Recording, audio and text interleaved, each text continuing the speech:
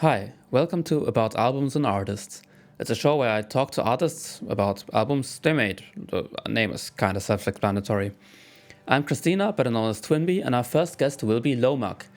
Note that because I messed up the recording of this one, I'm going to have to reenact my parts of most of this episode until change. So don't wonder about that. Most of the talking is done by the guests anyway, so this should not be a problem. Anyway, Low Mak is from Portugal, now living in Spain, and he used to spend a lot of time in the world of heavy metal, but has now moved on to mid-tempo and dark electro, meaning that you can really hear his influence from the metal world in his new music. And we're going to talk about his first album, Noir. Have fun. Thank you so much for inviting me to your first episode of your podcast, and I wish you the best of luck with it. And I'm great. I'm feeling great. Thank you. That's very good. So, before we get into the track by track, do you have some initial thoughts about the album? Some general context you want to provide or something? First of all, I think this is important to say. I don't know if I told you this before. The album Lenoir was something that happened out of a suggestion of a Portuguese label, which is a friend of mine works for that label, and Lenoir was not supposed to be an album. Was a junction of songs. I first was releasing songs track by track, not with an intent to be an album or an EP or whatever. I was an initial part of the sound that I make nowadays. And when I started to release those tracks, the Lenoir tracks, one by one, it caught the attention of this Portuguese label. That one of my friends worked for it, and he proposed to make an album of these songs that I was making because he saw that they will all go very well with each other, and we could create an album for it. And so that's how album the Lenoir gained life. Was from an idea from that Portuguese label called Raging Planet, and that's how the Lenoir album was formed, because initially was not intentionally to be an album. Yeah. That's really interesting to me because I fully thought that was like a planned out storyline, and my notes go along that line too. Like, oh, this is a high point in the story, this is a low point in the story. So it's really interesting to see that that just kind of came naturally from how we were making the songs by themselves, and it just got assembled after the fact. Exactly. No, it's funny because when he told me the idea about the album, it made sense. It made sense to me because of what you are saying. Because I felt that I was really in the same mindset throughout all of those tracks. So it made sense. So I guess he had the vision that I didn't, because I didn't have a vision for the album. Even you as a producer as well, the industry nowadays demands more. How can I say? Demands more for you to be more present. So you don't like go away for like 2 years to prepare an album. So like the industry kind of intends you to post more stuff. So that's what I was doing. I was following that those guidelines of releasing track by track. But when he gave the idea, when he had the vision for the album, I was like, yeah, it makes sense. I think I'm just gonna make like maybe 3 or 4 more songs, because at the time I think I only had like 7 tracks, something like that, and I made some more to conclude the album, and that was it. I think when the album started to form was when I released one of the songs that you really like, the Enceladus one, that we talked about it. When I released that one, that's when he came to talk to me. That's when the vision for the album came to life, basically. Yeah.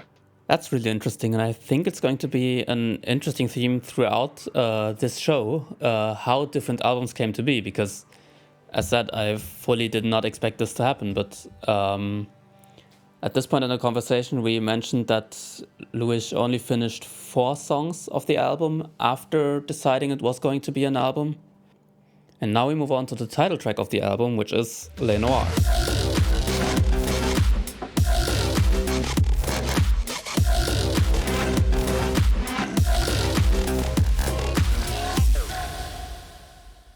That song, to be honest, it was really the track that pushed me to do what I do nowadays.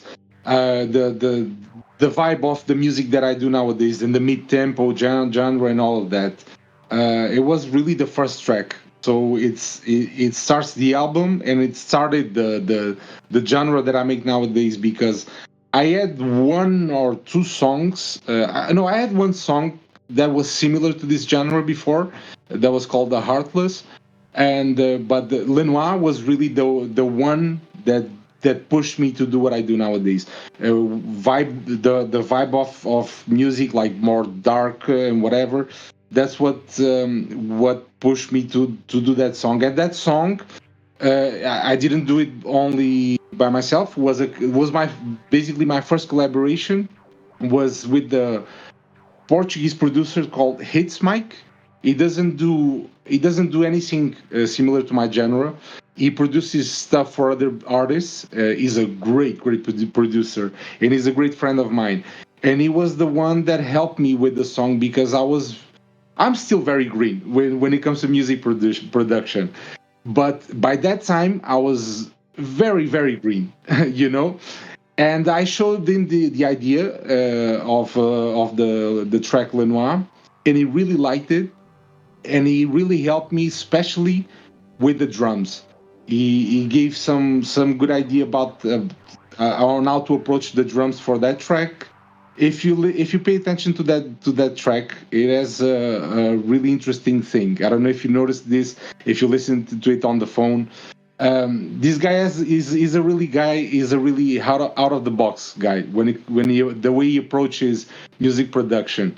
If you notice, this is something, if you want to check it out, because I think it's funny.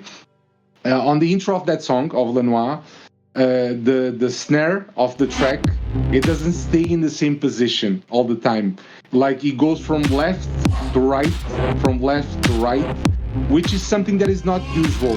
Usually, you as a producer probably do the same as I do nowadays. We leave the kick and the snare right in the center, right, so it can be harsh. But yeah, it was a song that I was really, first of all, I was really proud of it, because it gave me the sensation of, like, I found what I want to do, like musically. So it's a very important track, very important track. It was done a long time ago. The album was released the last year, but this track was finished in 2020, I think. It was 2020 exactly.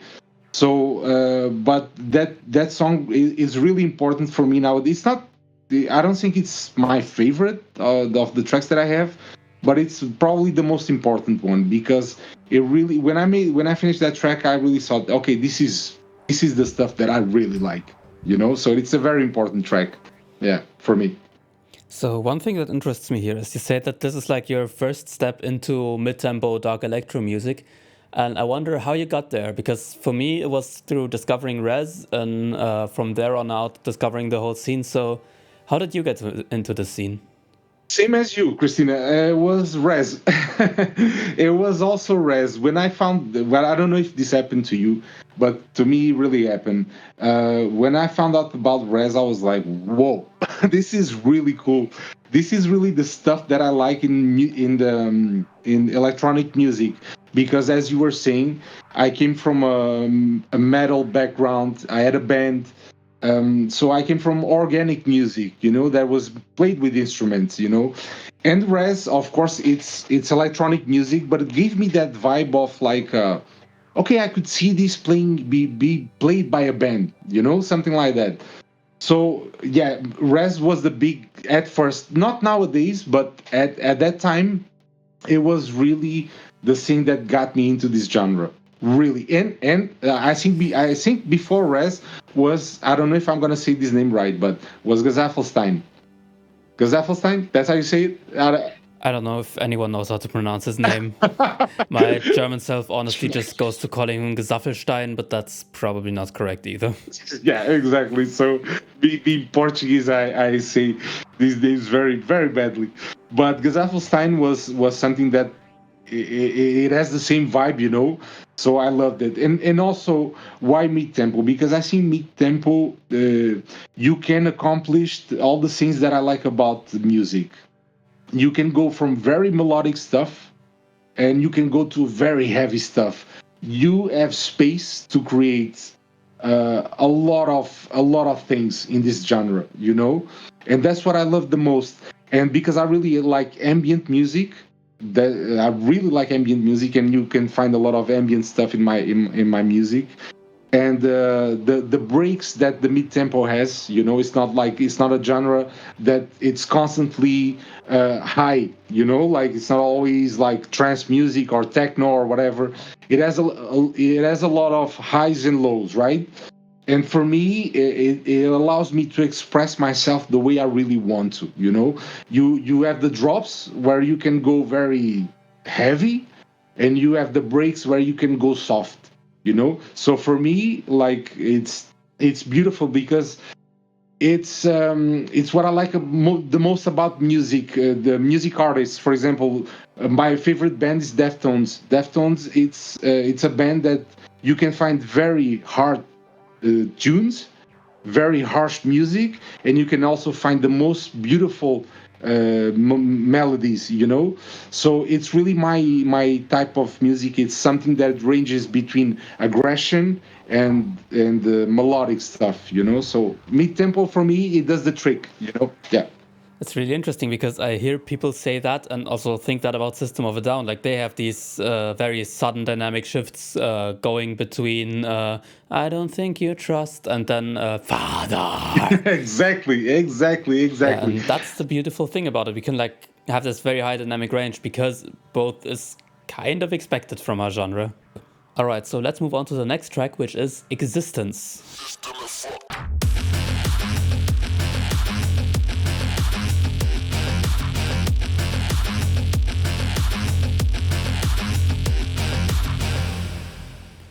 So we mentioned your heavy metal roots, and I think this is the first track on the album where you actually pulled out your guitar and like played the main bass with a guitar. Is it? Exactly.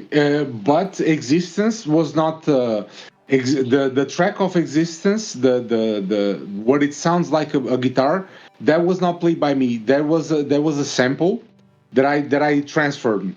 I have a lot of tracks in Lenoir. That is Lenoir, the album. I'm saying that I played in those tracks. Really play the Existence one.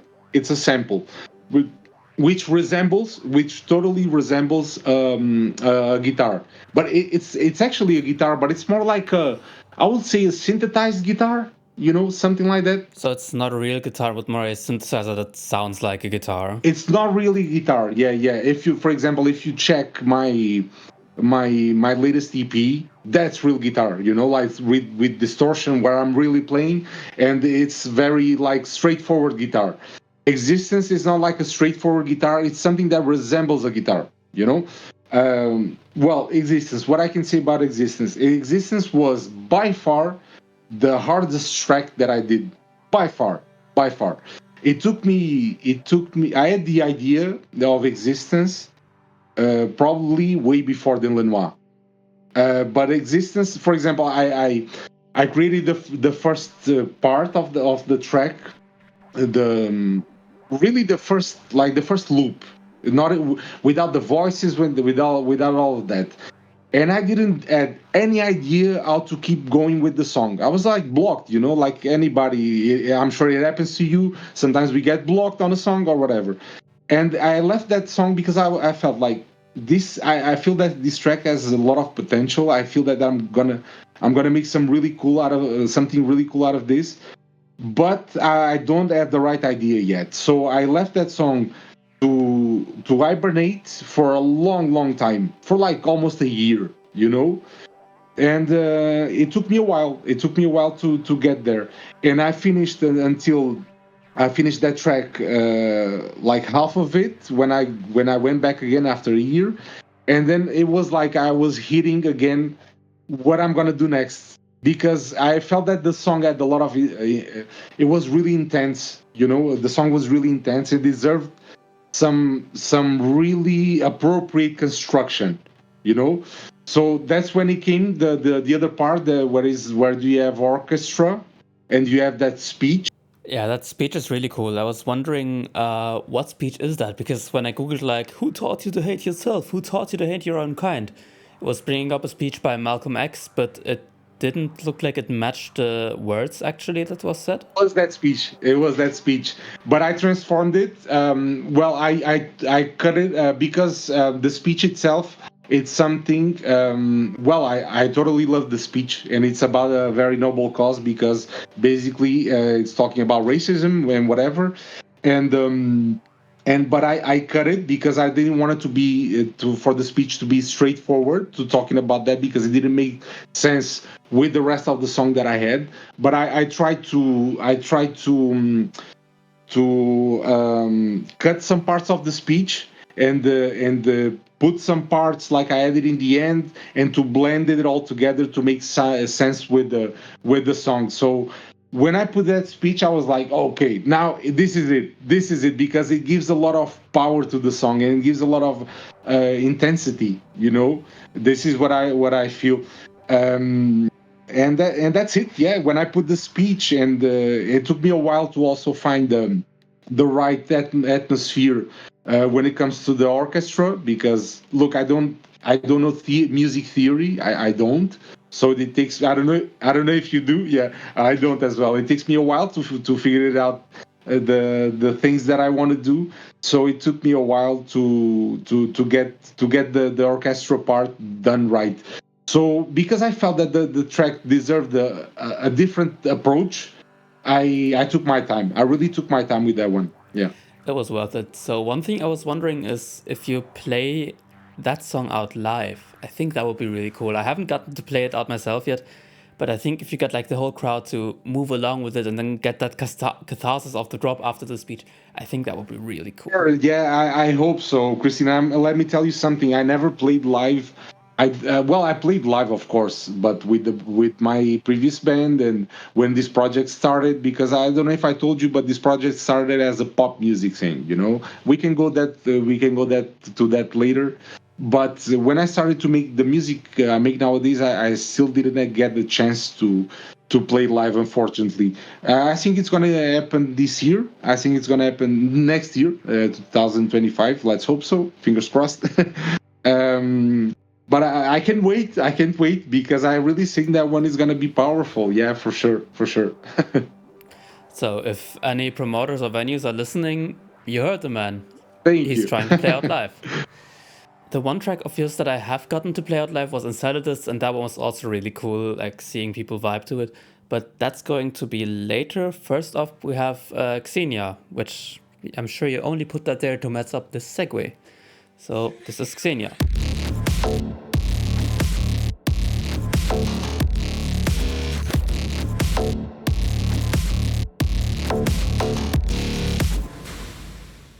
This song is like really a vibe, and I wonder who made these vocals. Like, did you record them yourself? Are they sampled from where? Or like, who made these? I sampled them. Yeah, I sampled them. There was something. Well, what happened in Lenoir and in Xenia, I'm really proud of that album. Really, really proud of it. But it's something. When I look back, there was something. I don't regret using samples or whatever, but it's something that clearly nowadays it's not. It's not something that I look forward to. You know, I prefer to use my own voice, and I prefer to do it all by myself. Not because of ego or anything. It's because I want to put things my own way. You know, the I want to really transform and use it the way I really want to. You know, and with Xenia, actually, I found that sample it went well, but. But it's so like sometimes you work so hard to find the right sample and sometimes it doesn't get it the way you really want it.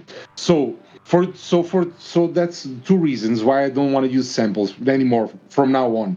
So, well, since the EP I used one sample, one little sample, but I don't use it anymore because it's too much time consuming for you to put it the way you really want to, and sometimes maybe three reasons: the copyright issues. Sometimes you can have issues with copyrights. Well, that one wasn't because it was paid. It was a paid sample. I could totally use it. But yeah, the voice was a paid sample. Yeah. Yeah, I get the sample thing. The worst thing is when you have a sample and it really fits your song and all that, but you just needed to say like one or two more words. Like you just need a little bit more, and now you're like, what do I do? Exactly.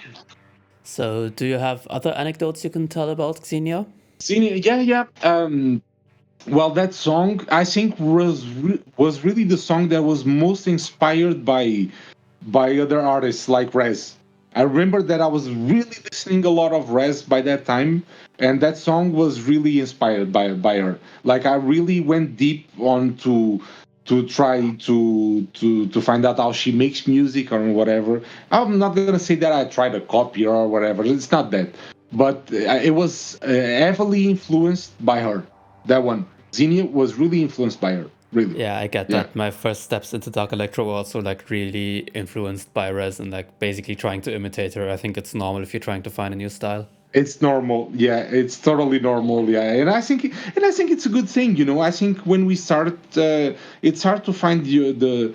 It's well, I make music for a long time, but music production, electronic music was a new world for me, and I think it's important that we have some reference that we really love and we want to achieve that kind of sound. So I think it's normal, right, that we all do that at the beginning. Yeah, I was talking about this with Mobius the other week, how like because I was concerned that my songs right now are just Mobius ripoffs. And he was like, no, they're cool, finish them, these are bangers. And then we talked about how he also, a lot of his songs started out basically ripping off someone else's idea. And I mean, this is what I do too a lot of the time. Like, I see someone else doing something and I'm like, I can do that and I want to make my own version of it. And then I start making my own version of it. Exactly. I think it's so normal. You know, when I look at when I had the band, it was the same. You know, it was by that time was the new metal era, and we copied a lot of things from Slipknot, Korn, Deftones, whatever. And it's totally normal. Like everybody starts somewhere, and it's totally okay to not like exactly copy someone because we don't try to do that, right? But highly influenced because we're trying to learn, right? And we want to learn from the best, right? That's the thing. Absolutely. So our next song, it will be the song that I discovered you through, and probably still one of my favorite songs of yours, which is Enceladus.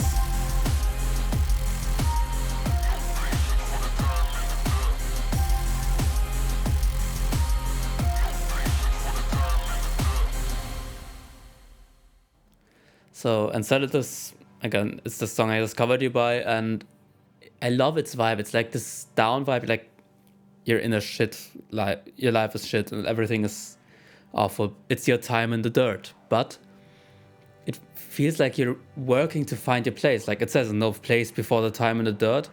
Right now, I'm in my time in the dirt. I'm going to find my place, and it's like this really awesome, hopeful messaging. Thank you for your words, Christina. I know you really like the track because, well, you remembered me some days ago because we talked on Instagram and you told me that I didn't remember that you had discovered me with that track. You know, Enceladus, it's a funny thing. It's a funny track for me because you know that at first was my least favorite song at first. Not anymore. Now it's one. It's a song that I really like. That I really like. But at the time, it was the first time that I've done this because I think all the producers are kind of a bit of control freaks. You know, we want to give our best and put the stuff out there the best we can. But Enceladus, when I released the song, I always felt like I think something is missing here. You know, for a long time I felt that, and I was a bit pissed with myself because usually when I put a song out there, like I give my best. I'm not saying that I'm not the obviously I'm still a green producer. I'm still learning. Obviously, I have a lot to learn, but I try to give my best in all the tracks that I put out there. And when I put Enceladus, I was a bit pissed off with myself because I was like, maybe I rushed this one. That was my feeling at the time, you know. I don't feel that anymore, and I'm really glad you like the song. But I don't know, it was, it's one of those things that you get obsessed with stuff, you know. And we all of us producers, we have that. It's the snare. It shouldn't be that snare. It shouldn't be this kick, whatever. And I was so obsessed with getting the right snare for that song, so obsessed, you know. So I was like, at the when I released it, I was like, I don't know, I don't feel 100% sure with this. But I decided to, like, man, don't be a control freak, just chill out. The song sounds okay, sounds good, whatever. And I learned to enjoy the song after, because I think I got to a point with that song that I worked way too much on it.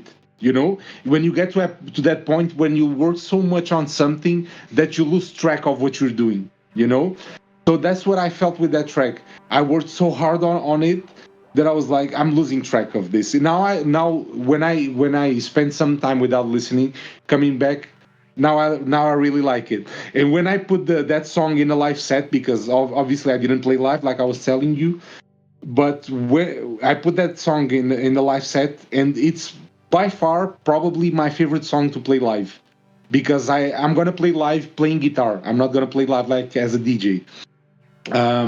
This is my plan to go forward playing live. And that song with guitar, it sounds amazing. It sounds really really cool, and I'm really proud of the track. But I struggled with that track a lot. I struggled with that track a lot. Yeah. The live thing is really interesting to me because like the original doesn't really have a guitar, so I'm going to play like that high melodic line with the guitar, or is it like playing along with the bass and really distorted, or what's the plan there? Yeah, really play guitar with distortion, like almost giving a metal vibe to the songs, you know. Like, it makes it more.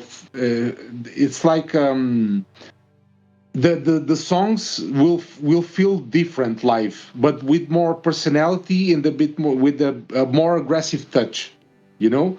And for me, the guitar, that song played with the guitar, it gave that aggressiveness that I think he was lacking a bit. I think live it's so much better. That's my opinion. Well, let's hope it translates well live. But nowadays, just to tell you this, Christina, that I really not like this song nowadays. But at the time, I wasn't. I was a bit unsure about it. With the live thing, that sounds like I'm going to have to book a flight to Spain for next year. Well, if I play live, I don't know if it's gonna be in Spain, but I don't know. I don't know. I still don't know. I have some ideas, but I don't know. I'm sure. I hope it happens in Spain, Germany, Portugal, whatever. But I hope it happens when this year. Looking forward to it. So about this like working on it too much thing, I forced myself to not do this. Like when I notice I've worked on a track for too long, I'm going, no, this is finished now. I'm going to put it out. So I don't like latest moment I do it is when I like get into that situation of I'm just changing things and I don't even know what I'm doing anymore.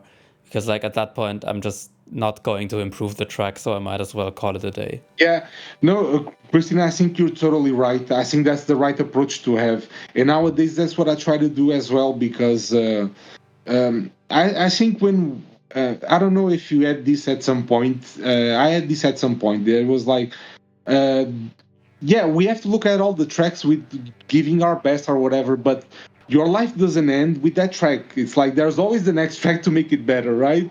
And sometimes we don't have to put all of the eggs in one basket, right? And sometimes there's a limit to what you can do with the track, right? Sometimes there's tracks that needs more work. Sometimes there are tracks that needs less stuff. And yeah, I just think I don't know. I think I went too hard on Enceladus, and I learned my lesson. Basically, that's what you were saying. Now I have a threshold of what I should work with, and I try to distance myself from the tracks sometimes, or work on other stuff, to not get too much into it, and you lose track of it. You lose notion of what you were doing. And I think it's important that sometimes we distance ourselves as a producer and start to appreciate the music as a listener. You know, that's the thing. It's because I think with that track I was too focused on the producer vision and lost track of being a listener. Yeah, the tunnel vision. So, do you have another anecdote you Yeah. want to tell about Enceladus? Well, the Enceladus, I think maybe one thing that I really like about that track as well. I like the speech. I really like the speech. I really like the melodic parts, and I really really like the name because I'm a big astronomy nerd, and well, you know on that song you have the word saying the sentence cold world a lot of times at the beginning, and Enceladus, it's a moon, I think around what, Saturn. Now I'm Yeah, confused. it's I don't know if it's Saturn. Saturn, right? Yeah, I Yeah. looked this up because I saw the track and I was like, what is an Enceladus? Exactly. I have this saying that I like to put weird names to my songs, and I was like, Cold World. Okay, this is an icy moon. I think I really like the name, and I really like astronomy. It's my opportunity here to blend my biggest passions. It's music and astronomy. So I was really happy with the overall thing of that song. Was like really like the name. I really like the concept, and yeah, I'm happy with it. But the name I really like. But sometimes it's hard to say it. It's a problem sometimes. Yeah, I'm Yeah, going to have that problem with future tracks on the album too. But not for the next track, which is Covenant. Covenant. Yeah. Yeah, that's a word I can pronounce. It's English.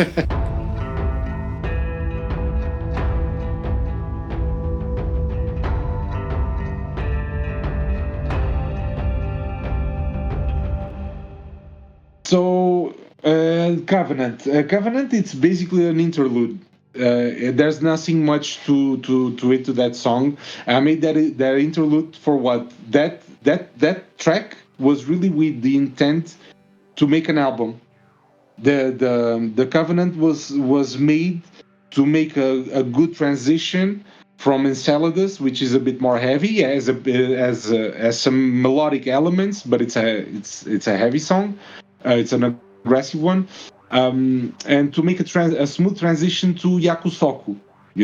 So basically was that. So the Covenant interlude was really with the purpose for the album, was to make like, because I like to, when I'm hearing an album, I like the album to tell you a story, right?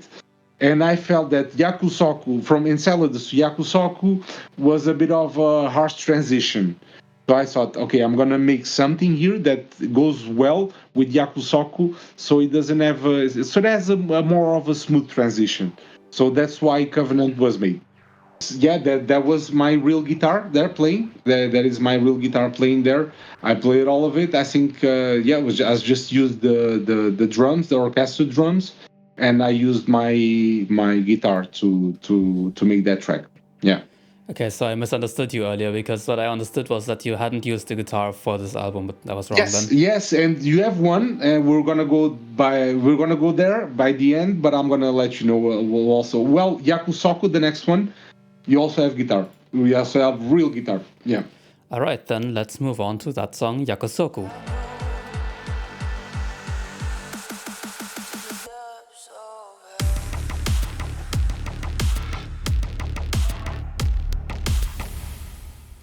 So I think we agree that the vocals on the song are absolutely beautiful. Like, these are earworm material. I've had them stuck in my head so often. That one, those vocal, I love those vocals. I actually loved it so much. That's a sample. That's a paid sample as well. They're not my voice. I wish, but I thought I cannot disclose who sings it because it's part of the thing that you, when you pay the thing, you can't disclose who is it. But I contacted the artist because I really like the thing so much. that I contact the artist to understand if she was interested to make like a real collaboration. Well, didn't get an answer unfortunately, but I could because I had the rights to use the sample, so I used it. But I'm really proud of that one. It's probably one of my favorite songs, Yakusoku. It really is. I love I love from start to finish the vibe that I was able to achieve on that song. Because like I told you, I love ambient stuff, I love melodic stuff, and I see I when I was making that song, I was like, um how do you say it, goosebumps. Yeah, I was feeling goosebumps with that song because there's some melodic parts that are very deep, for me. So I really really like that track. What can I say about that track? Let me see. Yeah, and I really like that song. I really really like that track, and especially like the first break. Not the well, you have the like the verse, right, and then you have the drop. The break after the first drop. That's when I put my real guitar. The first time that I put guitar on that song, and I really like that break. It's the most ambient part that I had in probably my old music, and I really really like that part because that's the part that it gave me really goosebumps. And it's very highly influenced. Look, this is funny. Um, that one has a lot of influence in Res as well. I'm gonna admit it, especially the drop, but the ambient part has a lot of influence in doom metal. In some there's actually a band that I love that is they are doom metal. It's called Cult of Luna, and that song, I don't know if you know them. You know? No, I don't. I'm thinking right now, like, is doom metal is just like a name like thrash metal or black metal or whatever, or is it actually like inspired or named after the game Doom? No, yeah, good point, good point. But no, it has nothing to do with the game. Doom metal, it's like a genre where, well, it's metal music, but it's a very slow music, very slow music. You can search it after if you want, because I'm sure you're gonna find stuff that you like. It's very slow music and a heavy, like a slow burn music. Like it's music that has like probably 10 minutes, and they just spend time and time again like on the same. It's very intense. It's a very intense type of genre of music. And Cult of Luna, which is a band that is a doom metal band, Cult of Luna has a lot of ambient parts like this. Like so that guitar part of Yakusoku, when the first drop finishes, it's highly influenced on Cult of Luna. Really, that's the part that I remember the most because it gives me a lot of vibes from those guys, that ambient part. And I put another speech. There was a sample as well, where it's a poem. It's a poem. It's a love letter, basically. That I think it fitted the thing perfectly. And yeah, overall, I really like that song. And it's one of the tracks that I also have with the guitar live. That I think it's gonna sound really cool as well live with the guitar. Yeah, because I had extra layers of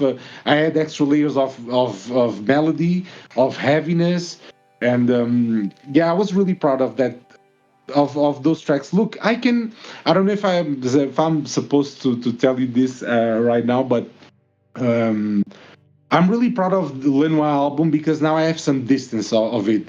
I'm not super proud like of some production aspects, because nowadays we all look back right on our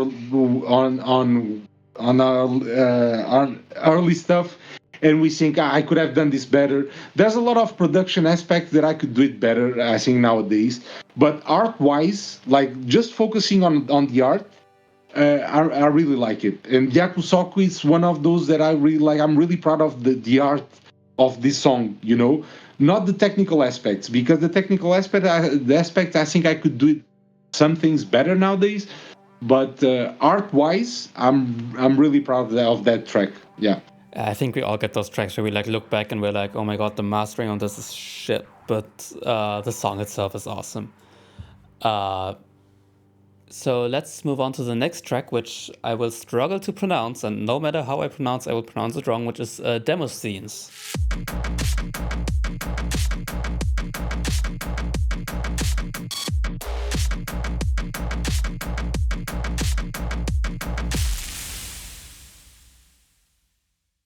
I don't pronounce it correctly as well. I don't think I do. I call it Demosthenes.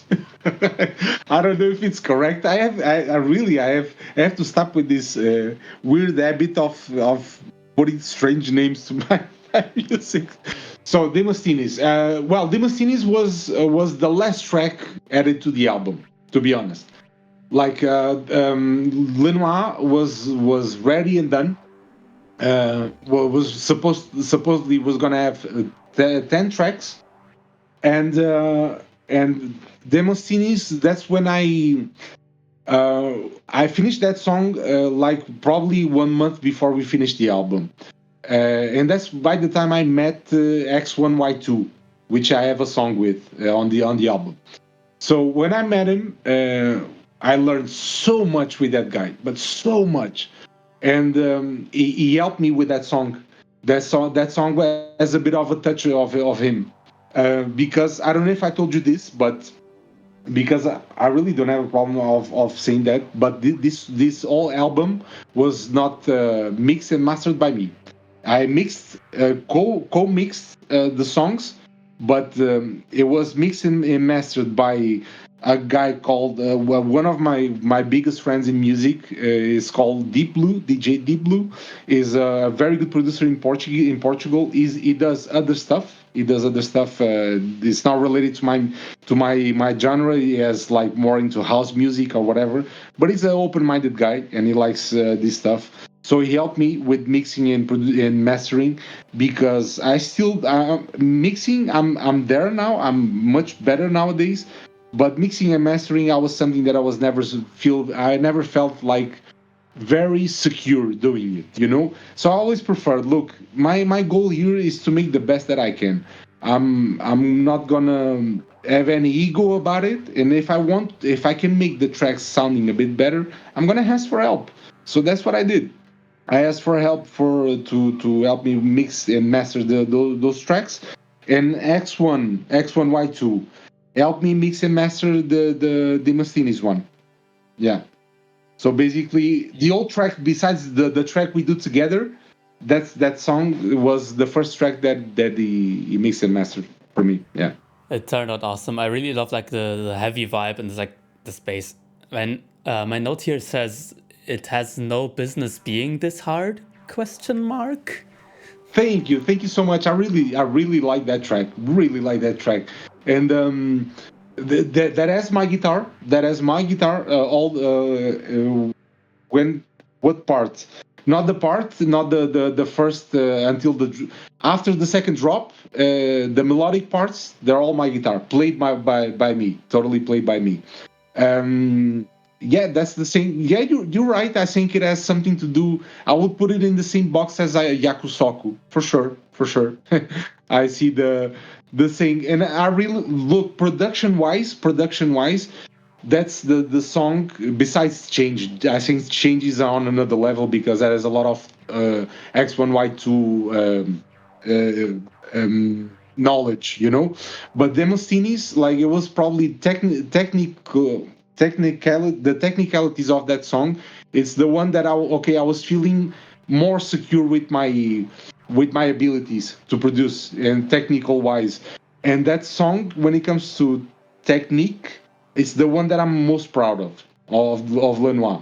To be sure, to for sure, I really like the way it sounds, the way it's the sound design of the song. You know, now I'm not saying that it's gonna be my favorite song art wise, but technique wise, it's the probably the song that I like the most in the album. Yeah. Yeah, it's really cool. And there's like one thing I'm wondering, which is the sounds in the song. These like, are those just filtered white noise, or did you like do some processing on existing samples to get those? Yeah. Okay. So it was. It's basically drums with the glitches. Yeah, and probably some white noise. I can't really tell you. which type of sound that I use. But yeah, I use a lot of glitch sounds in my music. But that was drums. That was basically drums. It's basically a loop of drums, just basically saying doing the same thing all the time. Yeah, it's a snare. It's a very filtered snare. Right, interesting. So, do you have another anecdote you want to tell about Demosthenes, or do we want to move on to the next song? No, to be honest, well, I can say something about Demosthenes. It was the easiest song for me. It was the song that, for me, was. I don't remember finishing a song so fast as that one. I finished in like 2 weeks or something. Usually, I take my time. I really take my time doing my things, which is probably the problem. I shouldn't. But I really that one was really fast. It came really quickly. I found the right sounds very fast. I found the right drum samples very fast, and that was it was a very not. It was not a hard process. Sometimes we all go through these phases with songs that we make. Sometimes we have sometimes we reach to a point. I don't know what should I do here. I don't know. With Demosthenes was so easy, from the start. Like I had no blocks doing it. It came out very easily. That's what I. Yeah, it's those songs where it's like you got one thing and you know what to add next and you know what to add next, and it just magically comes together for you. Exactly, it's so magical, because we both love to make music, but we all know that sometimes it can be exhausting to make music. We all know, right? Because sometimes you can get frustrated, you can get tired of always trying to figure out the best way to make a music, and sometimes it's cool to have one track that it's so easy, it's easy to make it. And I felt that with Demosthenes. It was a smooth process, a very smooth process. Yeah. All right. Then we've mentioned X1Y2 before, so the next song is going to be a collab with X1Y2, which is Change.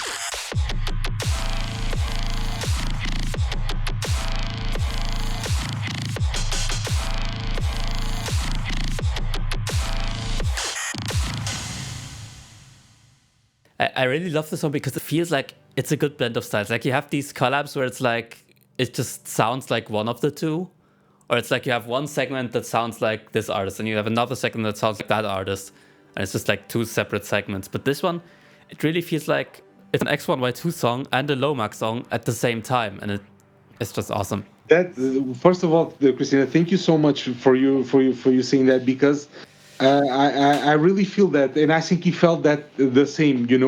We took a long time to finish that track. We know each other for a very long time.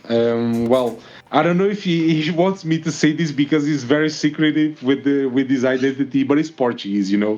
So of course we get along very well. We became a bit more than colleagues nowadays. We really talk a lot with each other, and I really like him as a person. I really like him, and as a music producer, he's unreal.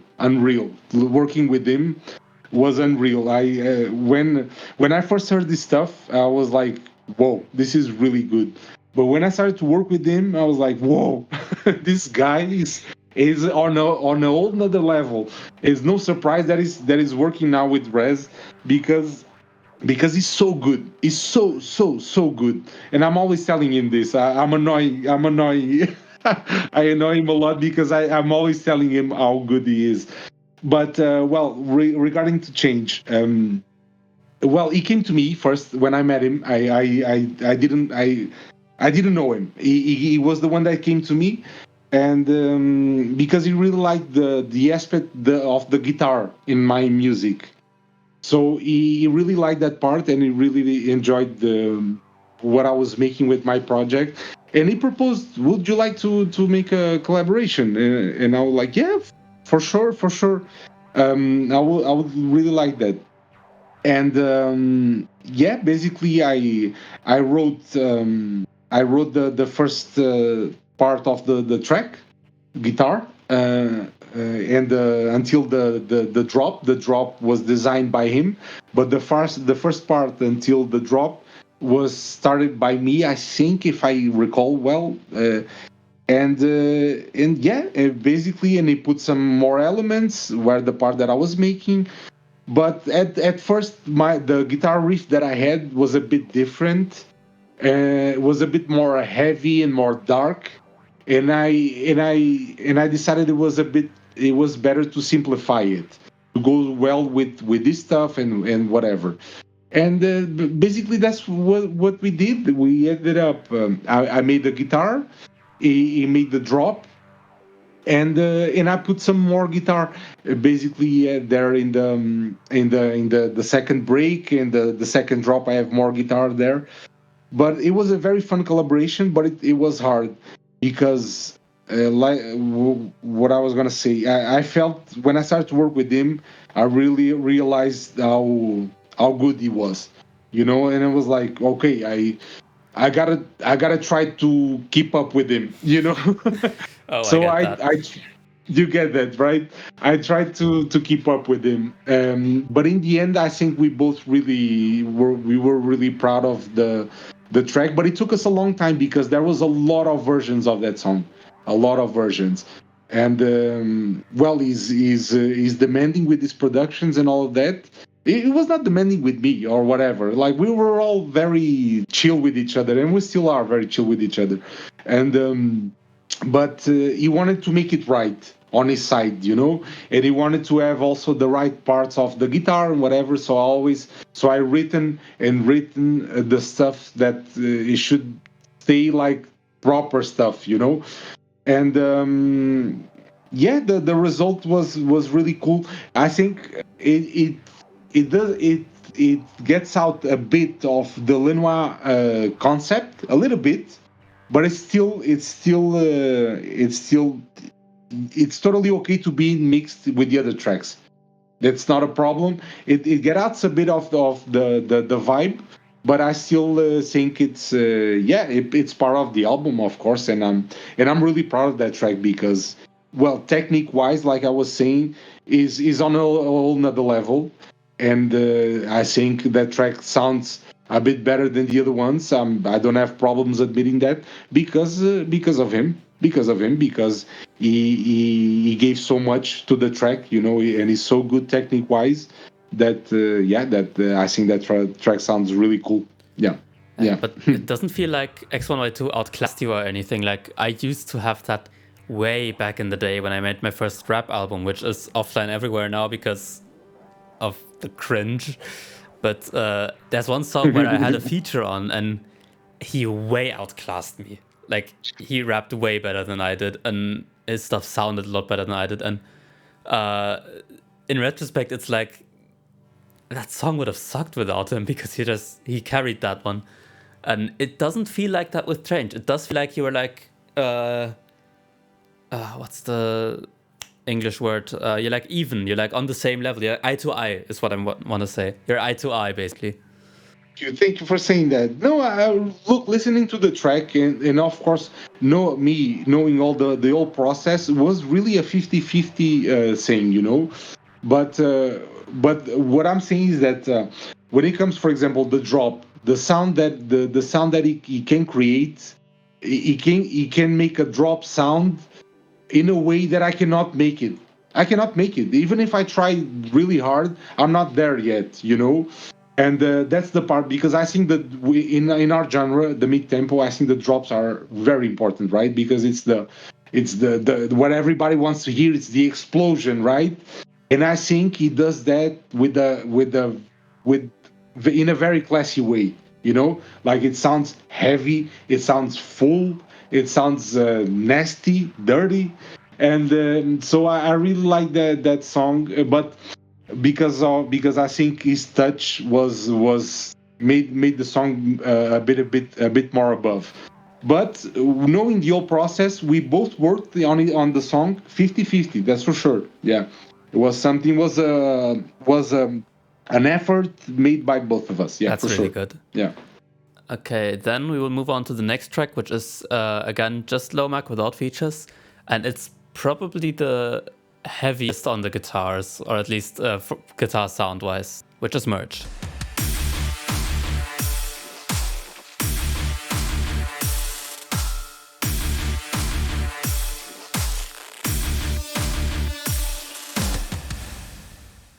So merged, I really like that track. It's a bit out of the box track when it comes to the old concept of the album.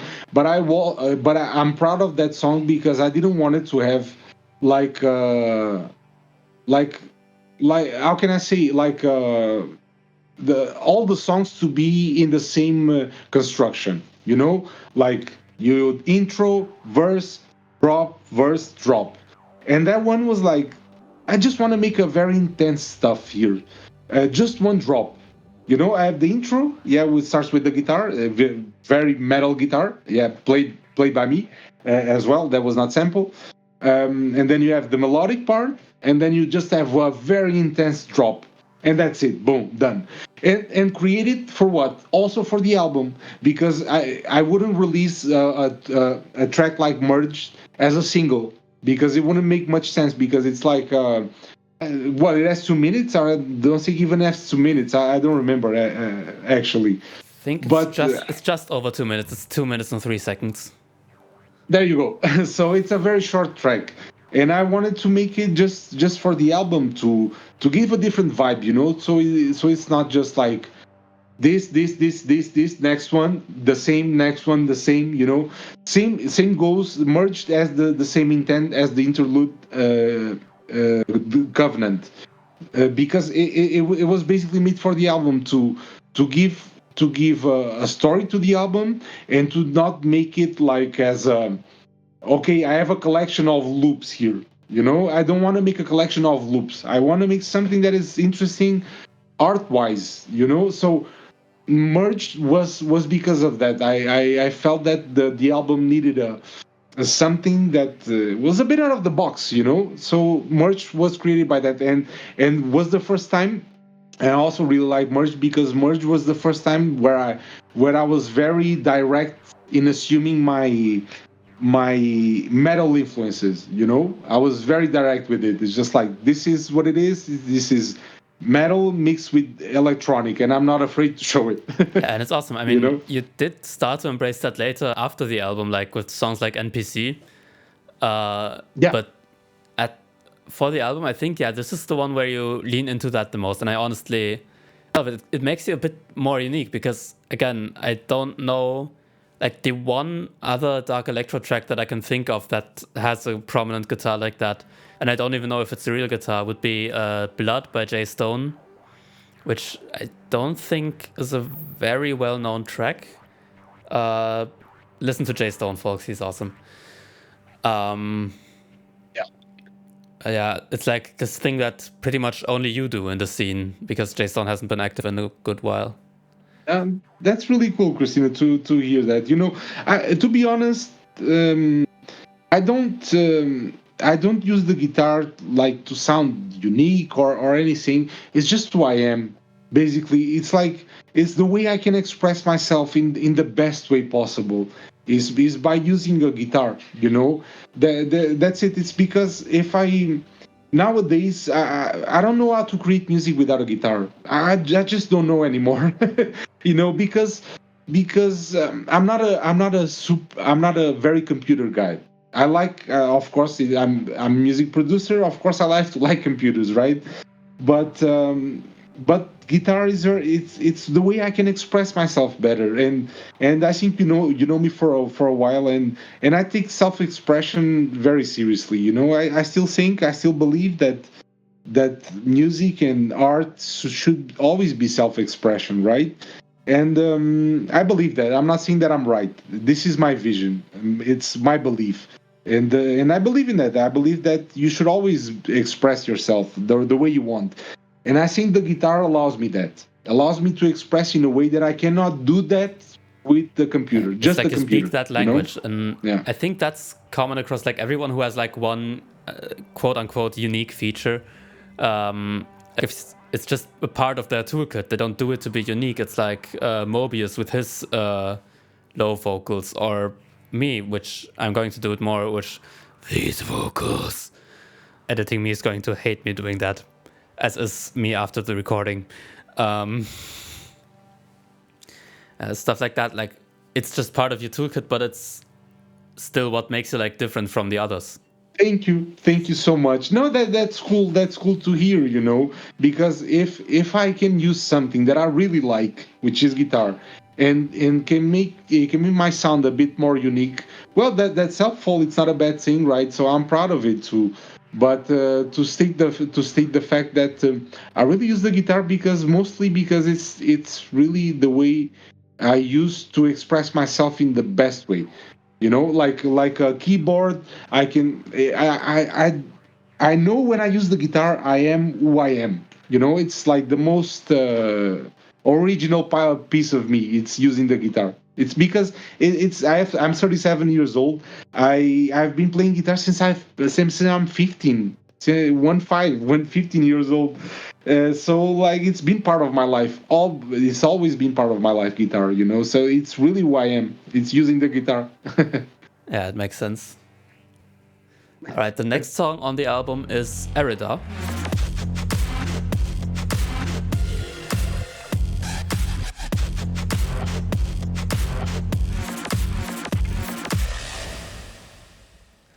And I love this one. I love like the almost messy drops, and I think this is like the one where you messed around with rhythms and complexity the most. Like Demosthenes has that thing with the swing and stuff like that, but I think this one is where you went like the wildest with rhythm.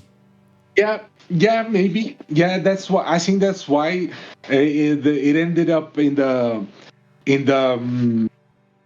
almost at the end of the album because it has some weird stuff. And one funny thing about Erida.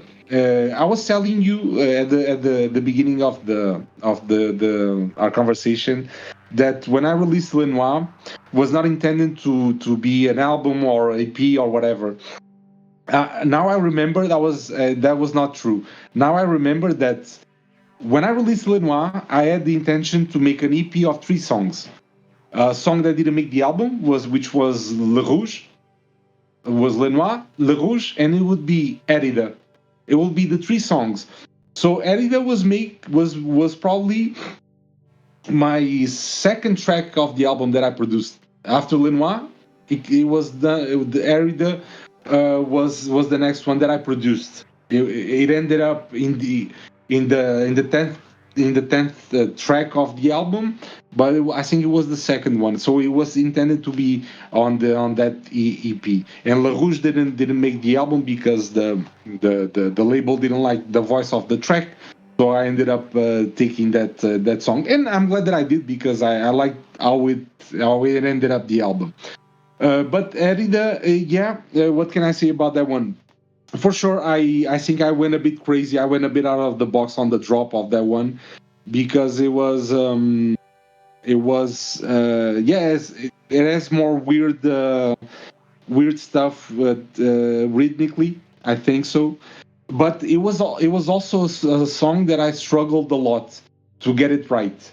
Yeah, I struggled a lot to get it right. Like I was supposed to release that song way earlier. I didn't end up releasing it and release it as a single because same as Enceladus, I had a lot of doubts about that one. Now I really like the song, but I also had a lot of doubts about Derrida. But I really like I think there's a very dark vibe, and it's glitchy, it's weird, and I love it. And I love weird Yeah, stuff. dark, glitchy, and weird describes it well.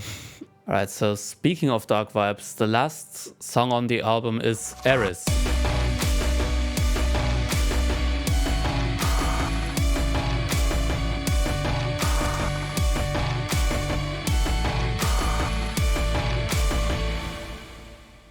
My first note is it's a really heavy bass. It's awesome. And the second, it feels like a worthy closer. Like I took these notes when I assumed that it was like supposed to be a whole story, the album. And it feels like it's not the darkest point of the album. That's going to be like probably Xenia. But it's a good representation of where we're at right now. Like after we've had the hopeful moments of Enceladus, the rage of existence, dark moments of Xenia or Yakusoku. It feels like a good summary of where we're at now. Yeah, I think Aries is it's one of my favorites. One of my favorites for sure. For sure, I was really proud of that one. Um, it ends up the album on on a more positive note. On more, there's a lot of beauty on the song. There's a lot of ambient, which, like I told you, I love ambient stuff. And yeah, yes, it has some dark because my music, it always has dark aspects. But Aries, this is funny. This is actually a funny thing. There's a lot of guitar. That song has a lot of guitar played by me, not samples. It was really played by me. And that initial riff of guitar, I've done it, and what I'm gonna tell you, it's gonna make sense, even though it doesn't make any sense when you listen to the song, but you can know where it comes from. I was listening to a lot of country music by the time, a lot, and I still do. I really like country music, and that you have like a blues, like there's a on that intro of that song, you can find a lot of blues influence, you know. And yeah, I remember that I was listening to a lot of country music, and that came from listening to a lot of country music. That's funny. It doesn't resemble. Okay, I'm going to have to re-listen after this and figure that one out, because I like, if you just hear it without that context, I didn't have that as association, but I want to hear it now, so Yeah, I'm yeah, going to yeah. have a listen Well, later. it's like you're probably gonna understand what I'm saying when you have the initial riff of the guitar, right? And then you have a guitar solo, and that guitar solo is like on a blues scale, like there's a blues touch, and it's not obvious. Of course, it's not a obvious influence on country. But I remember why I made that song and why I wrote the way I wrote it, because I was listening to a lot of country music. That's funny. And yeah, I really like Aries. I really like the vibe of that song.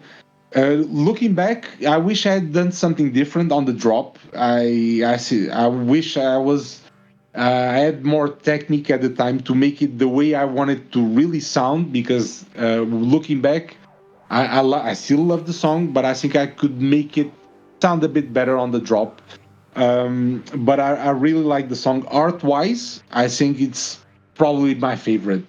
It's probably my favorite when it comes to art. Just focusing on art, forgetting about the technique and all of that. Yeah, I think Aries, Existence, and Yakusoku are probably my favorite tracks of Lenoir, and probably Aries is gonna be on the top because I like when I get out of the box of the genre that I'm into it, right? Like we're into mid tempo and all that, and I like when I have ideas to get out of a bit of the box. And Aries, like the last drop and the outro of the song, it's out of the box, and I really like that, Yeah. All right.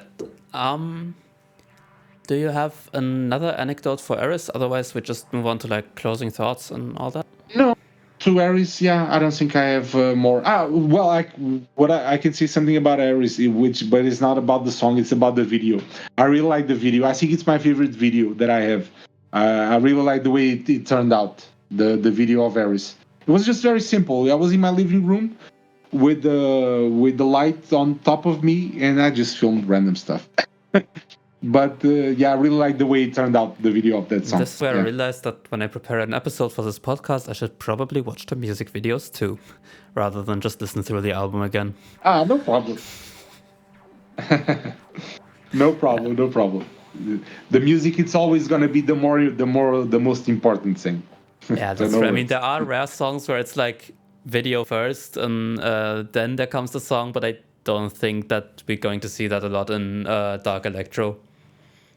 Like the examples for that I can think of are all more hip hop. All right, so closing thoughts. That was the whole album. So, do you have like some summary, some conclusion? How do you feel about the album now? Well, I think I described a bit what I feel like about the album. Um, I art wise, I'm really proud of the work. Like you have the CD, right? The physical copy, right? I think I sent it to you. Yeah. Well, I really like the artwork of the album. I really like the content. Like art wise, I'm really proud of Lenoir. Really proud. Technique wise, there's some stuff that I wish I had done better. But it's like it happens with everyone, right?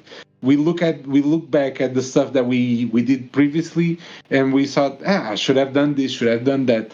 But art wise, I'm really proud of it because like it was very honest, you know, and that's what I want to achieve with music. It's like of course I have my goals in the industry. I have my we all have, right, we all have our dreams and all of that. But for me, the most important thing is to express myself, to make music that really comes from within. And Lenoir has all of that. It's like it's an album that was made with just the love for the music and nothing else. There's no there is nothing like me pretending to be here or to achieve this or to achieve that. No, it was just like these songs, I love this shit, and I'm gonna compile them into an album.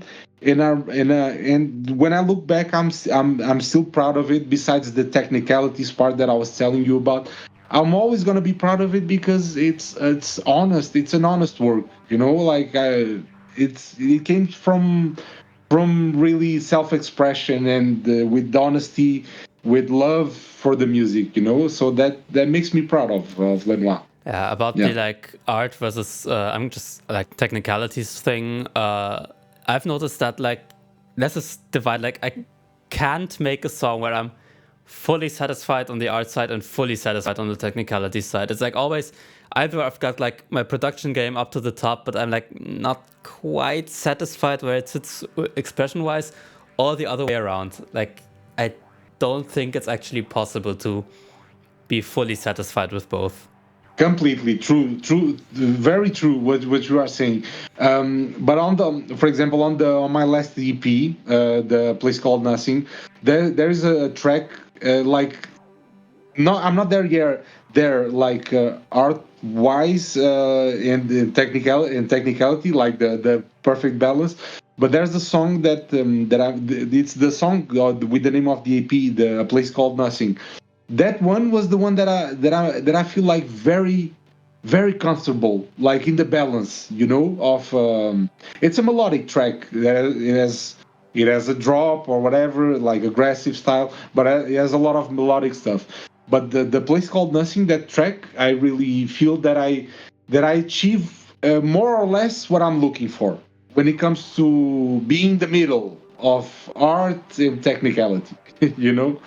But I hope I'm gonna achieve it better. But I completely understand. Like sometimes you have to choose, right? Sometimes with the know-how that we have, the experience that we have, we cannot have it all. Maybe one day we're gonna have it all, right? But yeah, I'm not there yet. I'm not there yet. But I'm trying.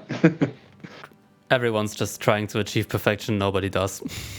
Exactly. We will not get there. Yeah, for sure. All right. I think that's going to be the episode then. What are your plans for the future? Like, can we expect like another EP, another album, or what are like your plans coming up? Well, I'm trying. You know, it's we talked about it. You know about the personal issues that I had. So unfortunately, I had to stop making music for a bit. But I'm back on it. I'm back on it slowly but surely. And 2025, I'm gonna release more stuff. That's for sure. And I'm planning on 2025 to play live as well. That's a goal that I really have because I don't play live for a long time.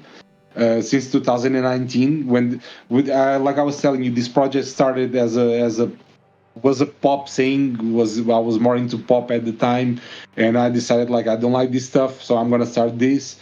So I didn't get the chance to play live since then. So that's something that I really want to do because I miss it so much, you know. And I hope 2025 will bring me that, and I hope more music as well. Yeah. All right. I'm looking forward to seeing that. Then I think that's a wrap. Thank you for listening to About Albums and Artists. If you somehow came to this episode without having listened to Noir before, you know what to do now. I'm going to link it in the description. And I think I'm going to add like some closing words about how the podcast is going to proceed after this. But this will be the end for now. Have a good night. Sleep well.